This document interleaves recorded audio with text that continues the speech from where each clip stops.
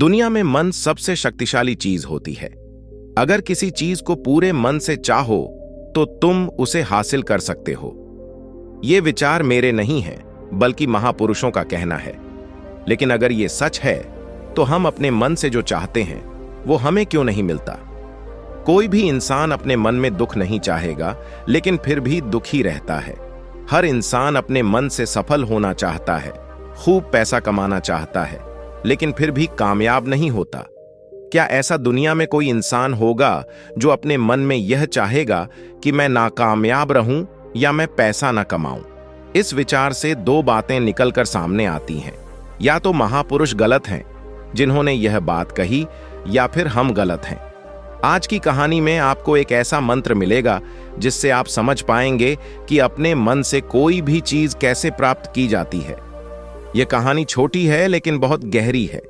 एक बार की बात है, एक आदमी के जीवन में सिर्फ दुख ही दुख थे।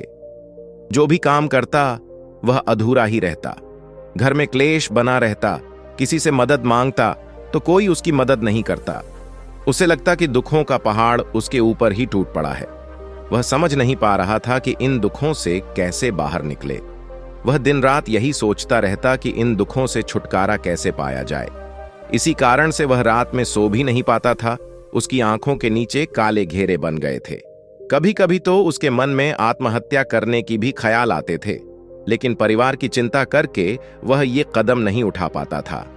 उसका एक मित्र था जिसने उसे किसी बाबा के पास जाने की सलाह दी। मित्र ने कहा कि बाबा के पास ऐसा मंत्र होता है जिससे सारे दुख मिट जाते हैं और जीवन खुशियों से भर जाता है। आदमी के मन में यह बात पूरी तरह से बैठ गई कि कोई बाबा ही उसका दुख दूर कर सकता है। इसलिए उसने विभिन्न बाबाओं के पास जाना शुरू कर दिया। हर बाबा उसे कुछ टोने टोटके बताता और बदले में दक्षिणा लेता। आदमी सारे टोने टोटके करता, लेकिन दुखों में कोई कमी नहीं आई, बल्कि और बढ़ गए। फिर एक दिन एक अन्य व्यक्ति ने उसे बताया कि अपने घर में पंडित को बुलाकर हवन करवा लो। इससे घर शुद्ध हो जाएगा और कोई भी बुरी ऊर्जा घर से बाहर चली जाएगी। आदमी ने पंडित को बुलाकर हवन करवाया, लेकिन कुछ दिनों बाद उसे महसूस हुआ कि उसके जीवन में कोई बदलाव नहीं आया है। अब वह और भी ज्यादा परेशान हो गया। फिर एक दिन उसे एक मित्र ने एक ऐसे बाबा के बारे में बताया जो समाधान बताने के लिए कोई दक्षिणा नहीं लेता। आदमी को लगा कि यह बाबा सच में सच्चे होंगे। वह बाबा के पास पहुंचा जो ध्यान में बैठे थे। बाबा ने उसकी आंखों के नीचे के काले घेरे देखकर समझ लिया कि आदमी बहुत परेशान है। बाबा ने पूछा, बच्चा क्या चाहते हो? आदमी ने कहा कि वह अपने जीवन से बहुत परेशान है और उसने सभी उपाय करके देखे हैं, लेकिन कोई फायदा नहीं हुआ। बाबा ने कहा, दुखों को दूर करने के लिए मंत्र ऐसे ही नहीं मिलते, तुम कुछ कर सकते हो?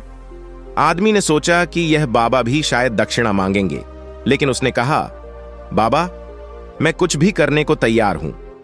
बाबा ने उसे कहा, यहां से जब तुम अपने घर जाओ तो रास्ते में अपने मन में यह दोहराते जाना कि मैं सुखी हूं, मैं सुखी हूं।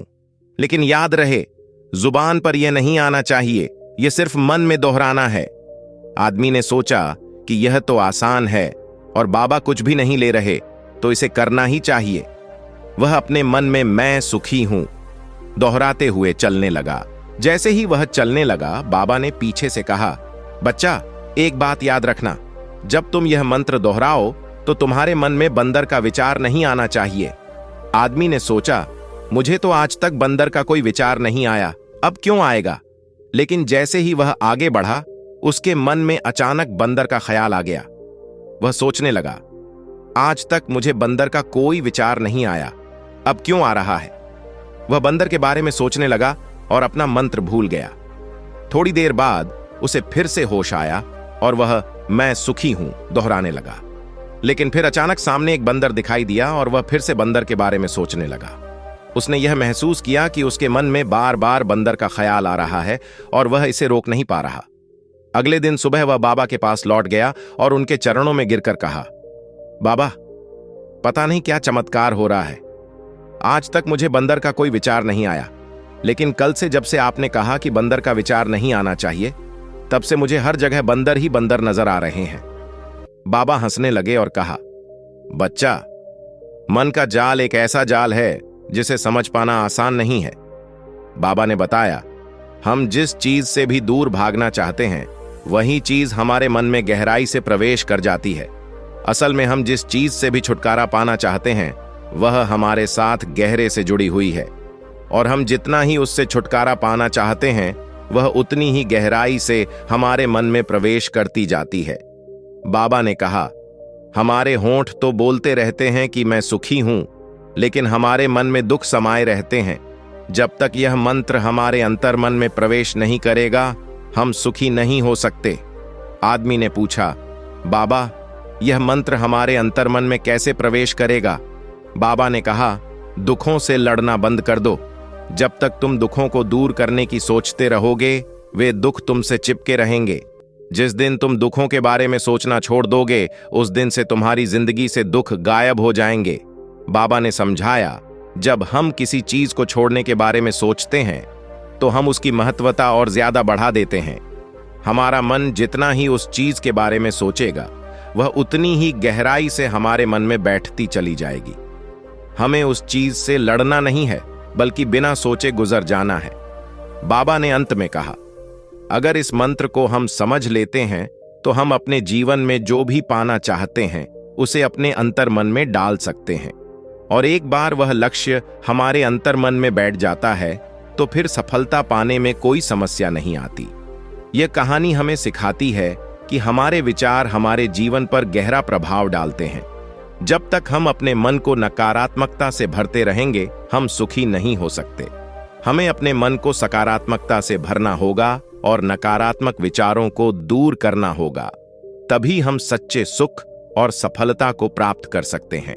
दोस्तों, अगर आपको यह कहानी अच्छी लगी हो तो कृपया कमेंट सेक्शन में बताएं और हमारे चैनल को सब्सक्राइब करना ना भूलें। मिलते हैं अगली कहानी में। तब तक के लिए अपना ख्याल रखें और मन को सकारात्मक विचारों से भरते रहें।